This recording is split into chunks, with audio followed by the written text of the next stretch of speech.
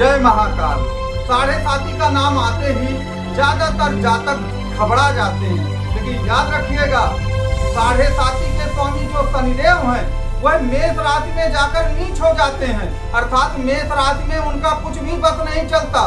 और मेष राशि के जो स्वामी आपके मंगल देव हैं उन्हें कुंडली में बाहुबली और विजेता कहा जाता है।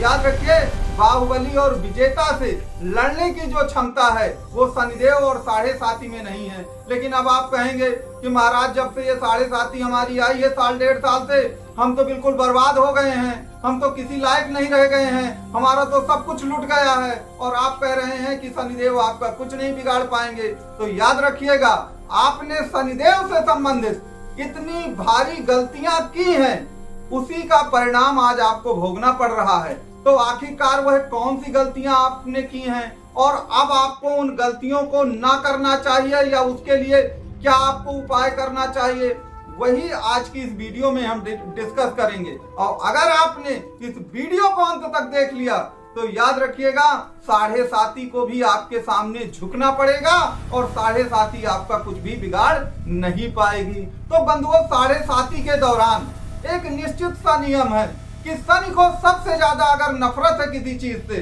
तो वह कर्ज लेने और कर्ज देने से है। आपने किया क्या है कि साढ़े साती के दौरान या तो आपने बहुत ज्यादा कर्ज किसी को दे रखा है तो अब वह व्यक्ति आपको अपना मुंह नहीं दिखाने को तैयार है, या तो आपने इतना ज्यादा कर्ज ले लिया है कि आप कर्ज के जाल में फंस चुके हैं, चक्रव्यूह में फंस चुके हैं, दुखों के समुंदर में डूब चुके हैं कर्ज के। तो अब आप कहेंगे कि महाराज हमारा तो ऐसा काम ही है कर्ज लेना और कर्ज देना। भाई व्यापार में बिना कर्ज लिए या बिना कर्ज दिए काम ही नहीं चल रहा है। तो याद रखिएगा हम ये नहीं कह रहे हैं, ना शनिदेव ये कह रहे हैं कि आप कर्ज लीजिए और कर्ज दीजिए, बिल्कुल ये काम छोड़ दीजिए। केवल शनिदेव का साढ़े साती में इतना कहना है कि जितनी भी आपकी हैसियत है उसके 10 से 15% तक का कर्ज आप ले भी सकते हैं और दे भी सकते हैं। उदाहरण के लिए आपकी हैसियत है 2 लाख की, अब 2 लाख का की हैसियत है तो 20-30 हजार रुपए अगर आपने किसी को दिए हैं लिए हैं उससे कोई फर्क नहीं पड़ता है। लेकिन आपकी हैसियत है 2 लाख की और आपने 1 करोड़ का कर्ज ले रखा है तो जरा सा भी कुछ ऊंच नीच हो जाएगा तो याद रखिएगा 100% ये साढ़े साती आपको दबोच लेगी और निश्चित तौर पर आप दुखों के समुद्र में डूब जाएंगे। आप हमारे कमेंट बॉक्स में और व्हाट्सएप में लिखकर बताइएगा कि कितने ऐसे जातक हैं जिन्होंने ये गलती कर रखी है, तो हम उसको रामबाण उपाय बताएंगे जिससे याद रखिए आप इस चक्रव्यूह से बाहर निकल आएंगे। दूसरी बात याद रखिए शनिदेव को जुए से भी बहुत नफरत है और साढ़े साती को भी। अगर आपने जुआ खेला, अब जुए का मतलब क्या है, जुए का मतलब वो ताश के पत्ते बस नहीं है, जुए का मतलब है कि अगर आप लॉटरी है, सट्टा है, ट्रेडिंग करते हैं शेयर मार्केट में, क्रिप्टो करेंसी करते हैं, या आपको किसी ने कहा कि इस काम में पैसे लगा दो बस 10 दिन में ही वो 2 गुना 4 गुना 20 गुना हो जाएंगे। अगर जहां पर बहुत ज्यादा लालच इन्वॉल्व है और शॉर्टकट इन्वॉल्व है और आपको लगता है कि मैं शॉर्टकट से अमीर हो जाऊंगा सन की साढ़े साती में, याद रखिए इस मुगालते में मत रहिए। ज्यादातर लोगों ने अपना जीवन इसी में बर्बाद कर दिया है साढ़े साती में। किसी ने लॉटरी सट्टा खेला है, क्यों किसी ने शेयर मार्केट में करोड़ों रुपए की ट्रेडिंग की है और आज उनका हाल देखिए क्या हो रहा है, हाल उनका बेहाल है। तो आपको जुए की लत से पूरी तरह से दूर रहना है। अगर आप इस लत से दूर रहेंगे तो निश्चित तौर पर आपका साढ़े साती कुछ ना उखाड़ पाएगी।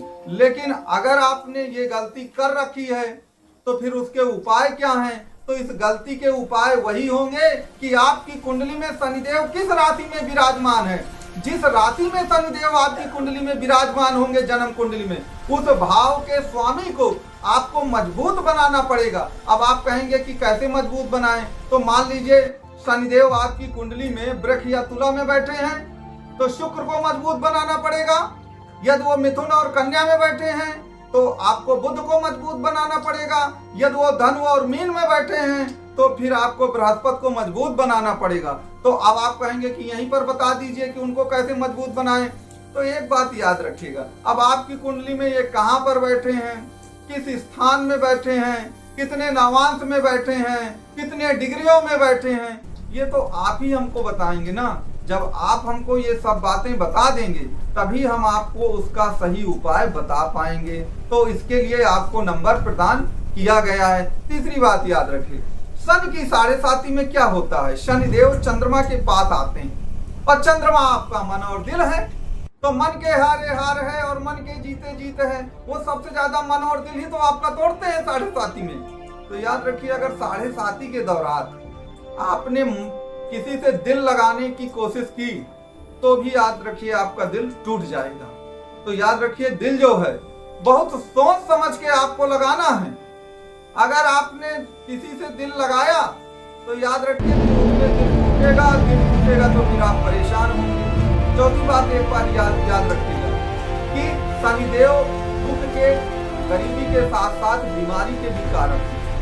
अगर आपने हेल्थ के मामले में किसी भी तरह की लापरवाही बरती तो आपका फिजिकल हेल्थ खराब हो सकता है और फिजिकल हेल्थ खराब होने से पूरी कुंडली खराब हो जाती है। ये भी ध्यान दीजिएगा।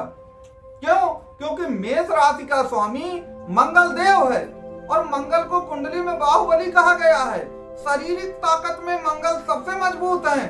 अगर आपका शरीर कमजोर होगा तो मंगल कमजोर होगा, मंगल कमजोर होगा तो शनि हावी होंगे, शनि हावी होंगे तो याद रखिएगा साढ़े साती हावी होगी और साढ़े साती हावी होगी तो दुख है, गरीबी है, पीड़ा है, अपमान है, तिरस्कार है, गरीबी है, ये सब कुछ आपके सामने आ जाएगी। तो आपको हेल्थ को किसी भी तरह बर्बाद नहीं होने देना। आपके लिए सबसे ज्यादा हेल्थ इज वेल्थ ही है। अगर हेल्थ आपकी अच्छी रहेगी तो मंगल मजबूत रहेगा और मंगल मजबूत रहेगा तो साढ़े साती आप पर हावी नहीं होगी।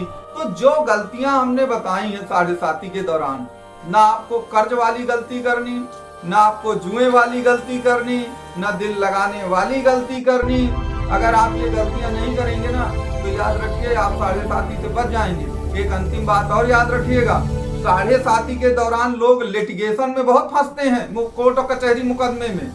तो याद रखिए आपको ऐसी कोई गलती नहीं करनी है कि आप कोर्ट कचहरी के मामले में फंस जाएं, क्योंकि उससे होता क्या है कि कोर्ट कचहरी में आप फंसेंगे तो साढ़े साती के दौरान तो वो चलेंगे ही चलेंगे, साढ़े साती के बाद भी वो कोर्ट कचहरी वाले मामले पीड़ा आपको देते रहेंगे।